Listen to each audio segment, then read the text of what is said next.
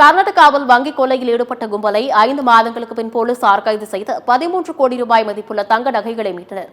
போலீசாரிடம் சிக்கிய முக்கிய குற்றவாளி தனக்கு வங்கிக் கடன் மறுக்கப்பட்டதற்கு கொள்ளை சம்பவத்தில் ஈடுபட்டதாக அதிர்ச்சி வாக்குமூலம் அளித்துள்ளார்.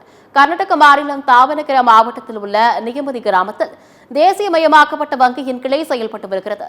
இங்கு கடந்த அக்டோபர் மாதம் 28ஆம் தேதி லாக்கர் அறையை உடைத்து 13 கோடி ரூபாய் மதிப்புள்ள 17.7 கிலோ தங்க நகைகள் மர்மநபர்கள் சிலர் கொள்ளையடித்துள்ளனர். மேலும் ஆதாரங்களை மறைக்க அங்கிருந்த சிசிடிவி கேமராக்கள் மற்றும் ஹார்ட் டிஸ்குகளை எடுத்துக் கொண்டும் மிளகாய் பொடியை தூவியும் சென்றுள்ளனர். இந்த சம்பவம் தொடர்பாக கர்நாடக போலீசார் வழக்கு பதிவு செய்து குற்றவாளிகளை தேடி வந்துள்ளனர். அப்போது தமிழ்நாட்டைச் சேர்ந்த விஜயகுமார் என்பவர் இந்த கொள்ளை சம்பவத்திற்கு மூளையாக செயல்பட்டது தெரியவந்துள்ளது. இதைத் தொடர்ந்து நகை கொள்ளையில் ஈடுபட்ட விஜயகுமார், அவரது சகோதரர் அஜய்குமார், உறவினர் பரமானந்த் மற்றும் கர்நாடகாவைச் சேர்ந்த அபிஷேக், மஞ்சுஷத், சந்துரு ஆகிய 6 நபர்களை போலீசார் கைது செய்தனர். மேலும் விஜயகுமாரின் வீட்டின் அருகில் உள்ள கிணற்றில் மறைத்து வைக்கப்பட்டிருந்த 17.7 கிலோ நகைகளை போலீசார் மீட்டுள்ளனர்.